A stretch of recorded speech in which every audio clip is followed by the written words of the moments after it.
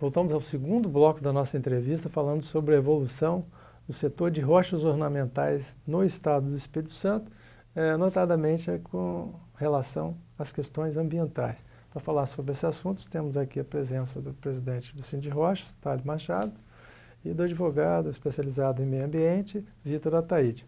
Essa parte organizacional, digo assim, como você percebe isso com relação ao licenciamento das atividades de rochas ornamentais na parte ambiental?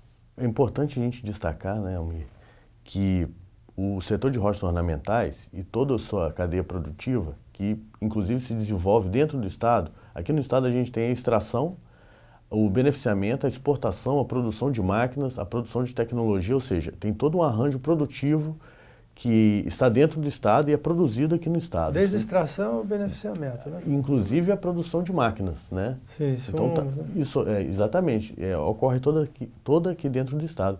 E é um setor que está em todos os 78 municípios do Estado também, né? Então, há 20, 25, 30 anos atrás, quando você não tinha marcos regulatórios bem definidos, órgãos fiscalizatórios para poder inibir práticas, más condutas ambientais, os problemas iam aparecendo e a sociedade ia vendo. Naturalmente, ocorreu uma evolução, já desde a criação do IEMA, em 2002, o IEMA conta com um setor exclusivo para a parte de mineração, que compreende rochas ornamentais, e tem empreendido esforços para fazer uma gestão mais adequada do licenciamento dessa atividade, né? Com o advento da Política Nacional de Resíduos Sólidos, o Brasil inteiro se mobilizou para fazer uma melhor gestão de resíduos, né? O resíduo produzido tanto na mineração quanto no beneficiamento de rochas, que é a lama que o presidente Thales disse no bloco anterior, né? E em 2007 foi feita uma instrução normativa pelo órgão ambiental aqui do Estado, o IEMA, que regulamentava a construção dos aterros, né, para receber essas lamas. E aí, a partir dessa construção dessa norma e também com a força dos órgãos fiscalizadores e com a presença do Ministério Público, que tinha à sua frente diversos problemas para gerir e também não poderia, mas não era conveniente judicializar aquilo tudo e obrigar, sobrecarregar o judiciário com demandas nesse sentido, criminalização e etc., partiu-se para um consenso.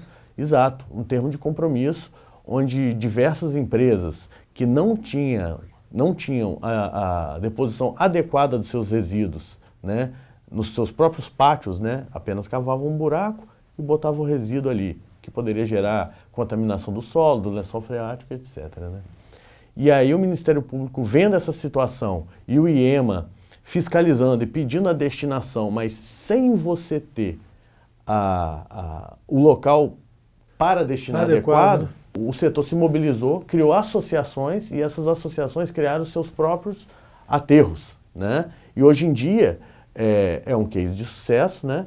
E não é apenas um aterro, né? São mais de um aterro, são vários. São vários aterros, no estado inteiro. Todas as regiões do estado tem. Lógico que no sul tem mais, né? Tem Cachoeiro, Castelo, Vargem Alta, Mimoso. Barra de São Francisco, Nova Venécia. E o que vocês vão fazer com esse resíduo no futuro? Tem alguma utilização?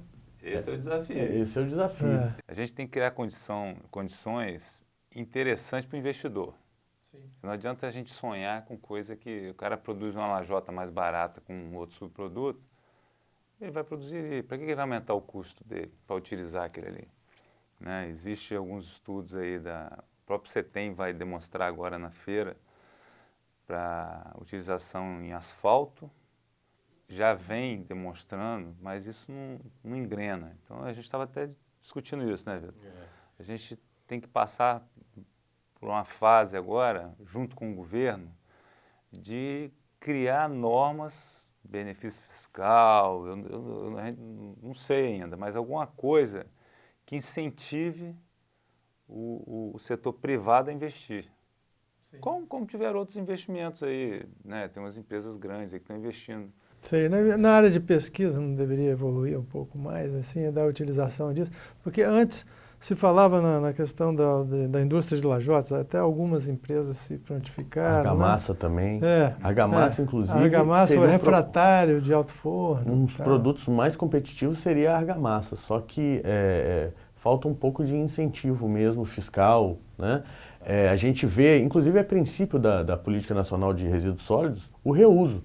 Porque você deixa de construir um aterro, de repente, destinar, ocupar uma área nobre para transformar aquele resíduo em subproduto que vai virar um produto e aí ele vai seguir a sua cadeia aí, né? Inclusive, recentemente, o próprio DNPM,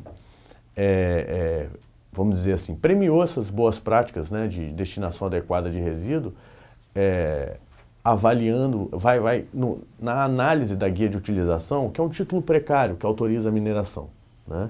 Na análise da guia de utilização, vai passar a exigir a apresentação da destinação final do resíduo, né? O poder público estadual, no sentido aí da Secretaria da Fazenda, talvez não teria também que estar se envolvendo nesse processo, até não só para o resíduo de mármore e granito, mas também para outros resíduos que seriam reutilizados, um incentivo à reciclagem, porque já existem em outros países e até em alguns estados legislações que têm uma isenção tributária de atividades que recuperem um resíduo que estaria sendo não utilizado, né? Passariam a substituir recursos naturais. Porque um dos grandes parceiros aí nessa gestão, inclusive do resíduo de mineração, que é o rejeito, né? Britar... Tem caso ali da Marbrasa em Colatina ali, que a produção é maior que a demanda. Entendeu? Então, a gente tem que criar incentivo fiscal para ter investimento privado, eu acho. E a gente tem que tentar uma forma também de se houver condições, direcionar investimento. O governo tentar dar prioridade de comprar produto que vende subproduto. Sim. Porque esse apego existe muito falado, mas real mesmo não existe, né? Sim.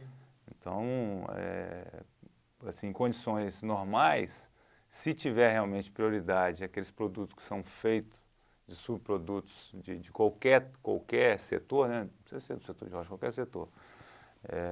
Se o governo fizer essas prioridades também, a gente tem que discutir isso. Eu não sei qual ainda, né? Nós não temos consciência uma receita pronta, né? Precisa ter uma interlocução muito boa entre poder público e sociedade civil, né?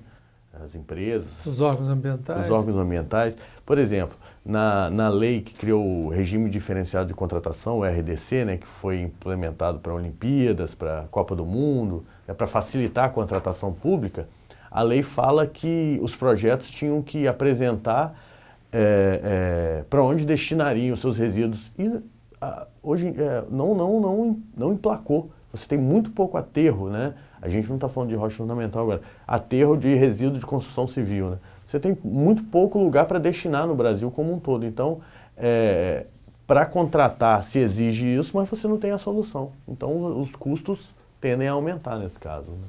Para você destinar num aterro longe, por exemplo, do seu canteiro de obras, etc.